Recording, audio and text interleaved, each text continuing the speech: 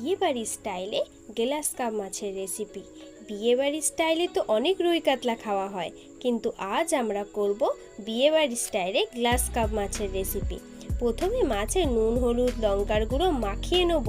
একটা স্পেশাল ভাজা মশলা তৈরি করতে লাগবে জায়ফল, দারচিনি, জয়িত্রী, লবঙ্গ, গোলমরিচ, জিরে। কড়াইতে হালকা করে ভেজে বেটে নিতে হবে। আর আরেক দিকে করতে হবে আদা, কাঁচা লঙ্কা, টমেটো বেটে নেব।